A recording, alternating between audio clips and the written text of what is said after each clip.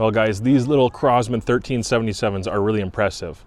The way that they come from the factory is a pistol, as you know. And if you've checked out Buckrail before, then you know about the adapter that you can throw on the end for this device here, which actually works insanely well. You can throw on a red dot mount, which is a barrel clamp style like this here. You can get a Crosman steel breech, which is something I highly recommend. It's probably one of the first things I would have done if I could go back. Then you can start to update other things like the pump arm with Buckrail gear.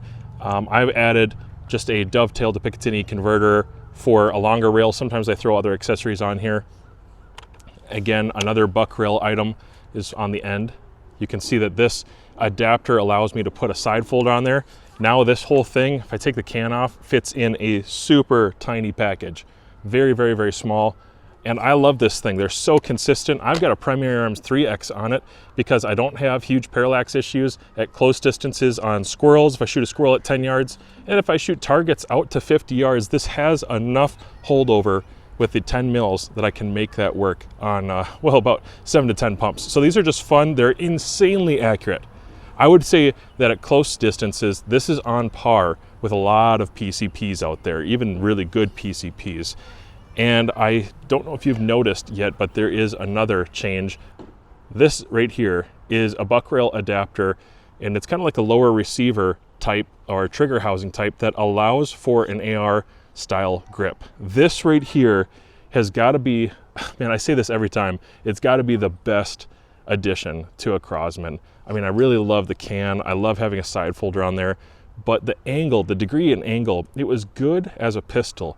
But then changing it over to this rifle or this kind of QCB thing, you know, SBR thing, I just preferred having a regular AR grip on there. I didn't always prefer the other grip angle. And Buckrail has some grips that give you a more uniform texture with this plumper pumper, and that's cool.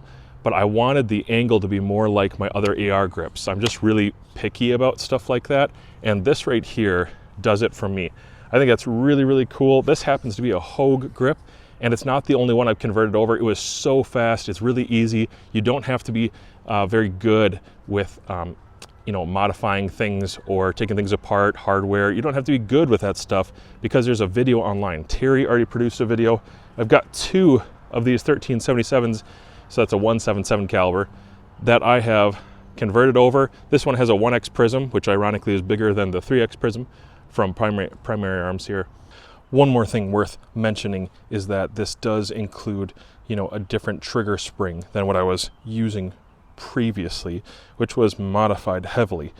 That being said, I've been able to be very satisfied with this, and I'm going to go ahead and do it left-handed here. I've been very satisfied with what I received for a trigger weight here, smoothness and break. It's actually pretty crisp, and it has not diminished my group size. I feel like the groups that I'm seeing are still very consistent, and I'm very happy with the performance of it. I suppose, you know, hypothetically, possibly there would be a way to modify that too, but if you modify these too much with these Crosman springs, the cocking bolt, or the bolt actually cocking here, will not do what it's supposed to do if you modify the spring too much for the trigger. So it's just a warning to those of you who tend to modify things. You're going to need enough tension on that spring to allow this to, in fact, cock. So be careful about modifying the springs too much. Maybe modify a different spring, but not the one that it comes with. Keep that one preserved so you always have one that works well. But the 2 of these are really fun. They're very simple for my kids to plink with me. They're quiet because both of them have those moderators on there. They are very similar, not uniform. This one has a Fab Defense grip on there. Thanks to Fab Defense for sending that out to the channel.